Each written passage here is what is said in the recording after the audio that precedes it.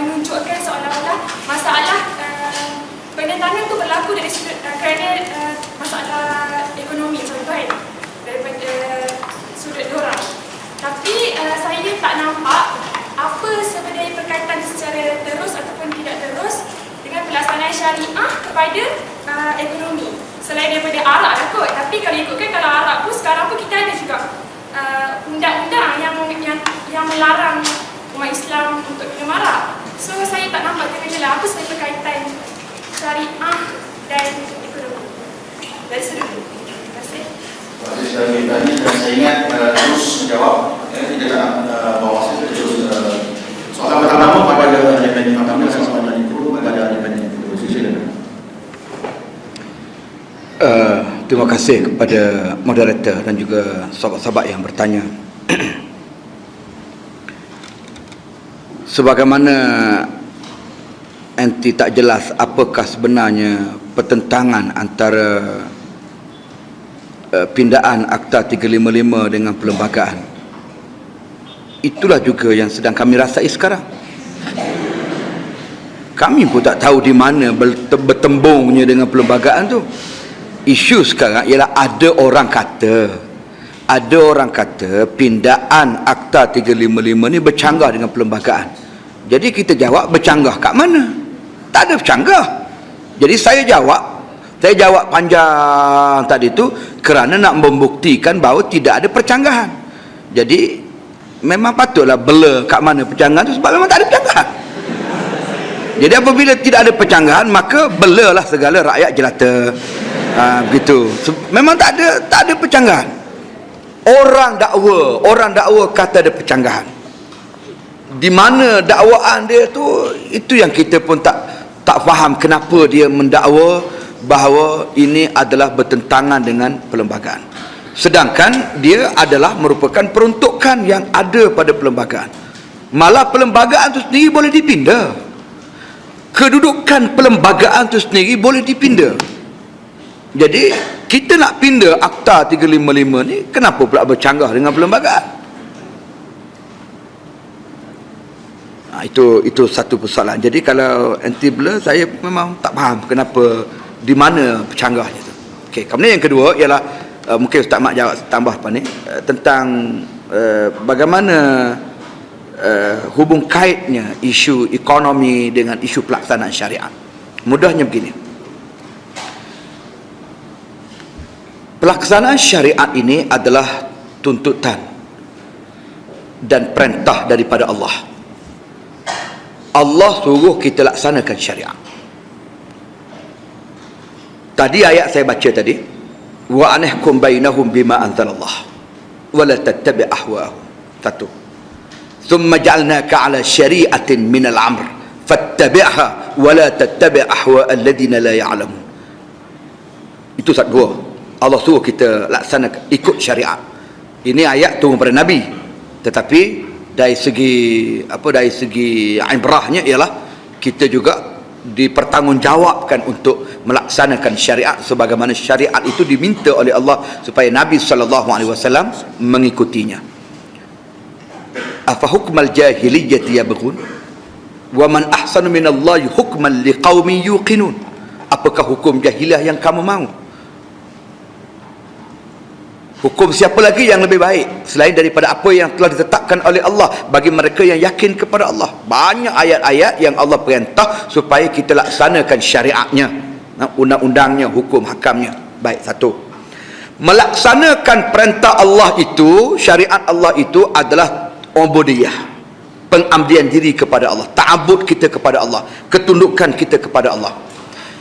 Dan itu adalah manifestasi daripada ketakwaan kita. Manifestasi daripada ketakwaan kita kepada Allah Subhanahu wa taala. Sebab hanya orang yang bertakwa sahaja yang akan tunduk melaksanakan apa yang Allah perintah. Allah perintah, tak ramai orang yang boleh melaksanakannya kecuali orang bertakwa. Yang tak melaksanakan itu dia panggil asi, golongan yang derhaka, golongan yang kufrun, golongan yang kufur kepada Allah. Kalau tak sampai peringkat menafikan hukum Allah pun, dia akan menjadi golongan yang asi, yang derhaka kepada Allah kerana gagal untuk melaksanakan perintah Allah. Yang melaksanakan perintah Allah, takwa. Baik. Apa nilai orang bertakwa? Apa nilai pada ketakwaan? Yang pertama, wa man yattaqillah yaj'al lahu makhraja wa yarzuqhu min haitsu la yahtasib. Barang siapa yang bertakwa kepada Allah, nescaya Allah akan beri pintu keluar kepadanya daripada segala polemik yang dihadapi, krisis yang dihadapi.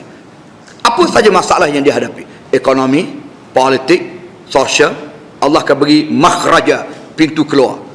Lebih menarik, wa yarzuquhu min haitsu la yahtasib, dan Allah nantinya akan memberikan rezeki kepadanya sekira-kira dia sendiri tak tahu daripada mana datangnya rezeki itu. Rezeki di peringkat individu, duit poket. Di peringkat kerajaan negeri, pembendaharaan negeri. Peringkat kerajaan pusat, pembendaharaan pusat. Allah akan beri rezeki itu, kira-kira dia tak tahu daripada mana datangnya rezeki. Kenapa datang rezeki itu? Sebab takwa. Walau anna ahlal qura amanu wattaqau lafatahna alaihim barakatin minas sama'i wal ard.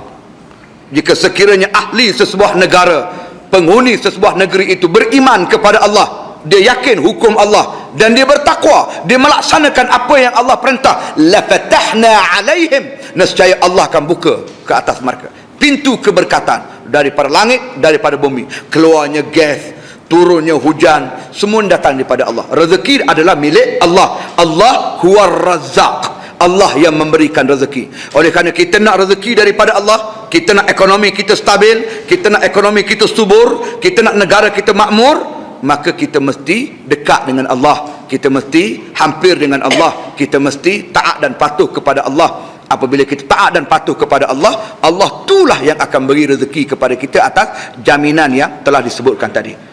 Mungkin orang tak beriman, dia tak faham lah kita bahas dari sudut nas begini, apa kaitannya. Tapi kita sebagai orang beriman, kita yakin itulah sebenarnya, itulah sebenarnya. Negara kita ni ada hasil dia, ada emas, ada biji, ada perak, ada getah, ada padi, ada macam-macam. Tapi kenapa tiba-tiba negara kita dihimpit dengan kekangan ekonomi yang begitu dahsyat, kemelesetan ekonomi yang begitu teruk? Jawabnya ialah kerana kepimpinan ataupun pengendali ekonomi, pengurus ekonomi tidak bertakwa kepada Allah. Adanya amalan riba, adanya amalan monopoli, adanya amalan rasuah dan segala-galanya. Akibat tidak bertakwa. Kalau dia bertakwa, insya-Allah dia tidak akan melakukan perkara-perkara itu. Jadi satu, yang kedua, kalau kita laksanakan syariat, saya ambil contoh ini, kalau kita ambil dari segi apa panggil contoh yang berlaku penyakit AIDS dalam negara kita Malaysia. Begitu ramai orang yang terlibat dengan penyakit AIDS. Lepas tu tak termasuk lagi yang ditangkap masuk pusat sehenti. Lepas tu yang kena penjara. Kerajaan di atas semua orang yang kena tangkap masuk penjara ni, dia kena bayar kos. Dia kena tanggung berapa puluh ribu dalam penjara kerana dadah, berapa puluh ribu orang yang duduk di pusat sehenti, berapa puluh ribu orang kena penyakit AIDS. Kerajaan terpaksa habis ratusan juta ringgit untuk membiayai mereka. Malah kerajaan terpaksa mengeluarkan belanja juga jutaan ringgit untuk mencari formula nak menyelesaikan penyakit AIDS. Sedangkan Al-Quran telah jelas sebut, nak selesai penyakit AIDS, wala taqrabuz zina, jangan hampiri zina. Ikut panduan Islam. Asal takwa, insya-Allah kita selamat. Tapi kenapa tak selamat? Kerana tidak ada takwa. Jadi habis duit negara duk belanja biaya kes-kes yang macam ini. Kita kata sekat orang zina, dia pula galak orang zina. Contoh galakkan zina, dia iklan kondom. Saya pernah hadir satu majlis kempen kondom. Saya hadir tu bukan kerana nak hadir program tu, tapi terserempak di Medan Mara di Kuala Lumpur, satu majlis iklan kondom. Dia naikkan satu poster, seorang lelaki ajak perempuan tu pergi ke pantai. Perempuan tu jawab, no condom, no way. Dalam poster, maknanya dia menggalak penzinaan. Kita kata jangan zina.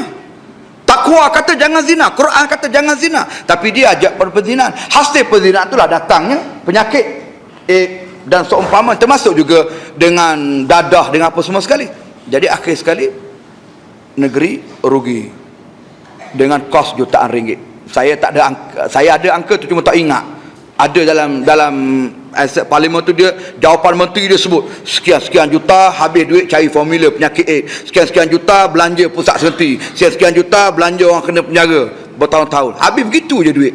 Jadi kalau kita laksanakan Islam, insya-Allah dia ada jazaan bima kasaba nakala minallah, ada hukum yang setimpal pada orang melakukan kesalahan. Dia ada sistem tegah dan kawal daripada Allah untuk menutup pintu hati manusia melakukan maksiat dan mungkar. InsyaAllah penyakit itu tak berlaku, maka ekonomi pun kita dapat save.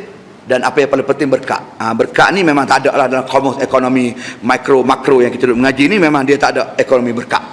Ekonomi berkat ni mudahnya begini, ringkas cerita. Kita gaji RM500, anak ada 4 orang, kita boleh survive. Tapi ada orang gaji RM5,000, anak seorang, tak mampu, terpaksa rasuah sana, rasuah sini, tak cukup. RM5,000 tak cukup zaman sekarang ni, Ustaz. Tapi kenapa orang tadi kerja sebagai jaga di supermarket, gaji RM500, anak 4 orang, sekolah 3 orang, dia boleh survive sebab rezeki dia berkat. Itulah bezanya berkat dengan tak berkat. Berkat itu ialah ziyadatul khair. Jadi wallahu alam, secara itu yang saya respon sikit pada persoalan tadi, dan saya kembalikan kepada terus pada Ustaz Makcik.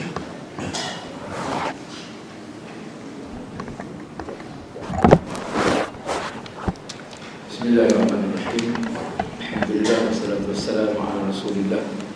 Terima kasih kepada saudari yang bertanya. Saya kira jawapan yang diberikan oleh Fadil Ustaz Nasaruddin Hasan Tantawi cukup jelas, mencakupi segala persoalan yang ditanya.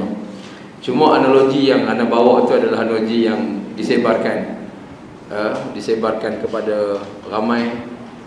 Itu adalah antara respon yang berlaku ketika mana Tuan Guru Haji Abdul Hadi Awang membentang ataupun bercerita, berkongsi dengan audiens daripada Persekutuan Hokkien Malaysia baru-baru ini. Jadi kebimbangan ini berlaku kerana orang bukan Islam, sebagaimana apa yang disebut oleh Fadil yang berhormat tadi, dia tak faham benda ni. Dia tak faham tentang keberkatan, dia tak faham tentang walau anna ahlul qura amanu wattaqau dan ila akhir ayat. Dia tak faham benda-benda tu. Bagi dia, apa yang dia buat bisnes pada hari ini. Dan memang bisnes, kalau kita pergi KL sebagai contoh, sudah jelas, maknanya pelacurannya, dadahnya, araknya, rumah urutnya, refleksologinya yang mendamikan, guna nama refleksologi, tapi dalam tu dia segala-galanya, kan? Yang ni yang dibimbangi. Sebab tu disebut dalam analogi tadi, anak-anak LIM ni yang ramai ni adalah businessman kepada semua jenis maksiat yang ada. Sebab tu dia tentang, dia bimbang takut nanti pelanggannya yang menggunakan perkhidmatan yang disediakan ini adalah di kalangan orang Melayu Muslim. Jadi bila terlaksananya undang-undang ini, maka orang tak berani, kan? Ayat yang dah dibacakan tadi, jazaa'an bima kasaba nakala minallah, pencegahan ni daripada Allah. Orang tak berani buat. Bila sebatan yang dibuat pula bukan dibuat dalam bilik, dibuat di khalayak ramai. Untuk memberikan pendidikan, memberikan pengajaran kepada seramai mungkin. Yang ni yang dibimbangi, yang ni yang ditentang. Bukan dia tak faham lama dah. Kita pun katakan lingkuan apa lu mau takut? Lu Cina mah? Lu Cina lagi. Dia Islam, Kelantan salah. Lu Penang mah, lu Cina mah, lu tak salah mah, perlu mau takut. Tapi kenapa dia tentang? Mr. Kong tak kuah daripada DSPP, pendahari DSPP pusat. Dia kata yang takut pada hudud ni yang salah. Yang tak salah perlu mau takut. Dia Cina ni lebih bertakwa pada hak menentang ni, tuan-tuan. Nama dia Kong Takwa. Satu-satunya Cina yang bertakwa. Saya nak sebutnya tuan-tuan sekalian, Cina ni faham. Mr. Lee boleh macamah dengan kita. Ketua penerangan Dr. Bala Chandran. Oh, dia punya persembahan dia punya presentation dia tentang perkara ini sangat menarik. Lebih jelas daripada orang Islam yang tidak faham. Kan? Sedangkan mereka ni masih non-Muslim ataupun not yet Muslim. Jadi sebab itu yang menentang ini kerana mereka tidak faham dan juga kerana melibatkan bisnes mereka.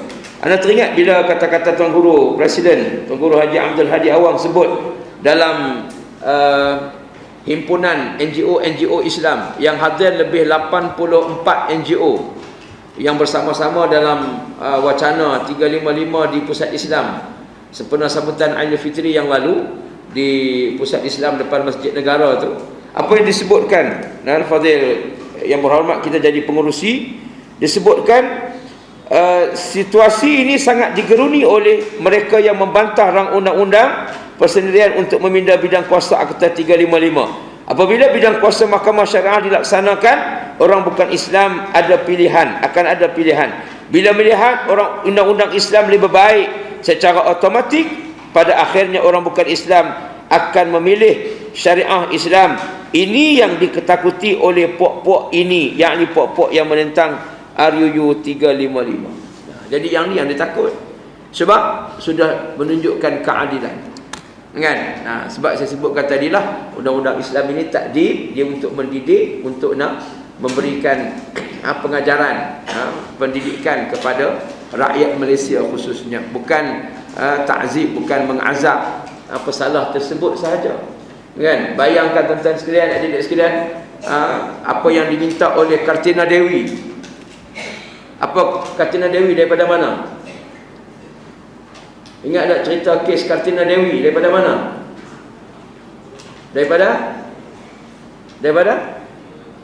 Daripada Pahang. Apa kes dia? Minum arak.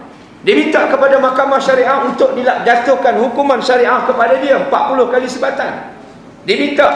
Hakim kata tak boleh bagi, sebab peruntukan yang ada pada dia hanya 6, maksimum 6. Itu pun jarang-jarang kita dengar hakim memberikan undang-undang tertinggi maksimum 6 kali sebatan. Kan? Buatlah apa salah pun dia setakat 356 saja.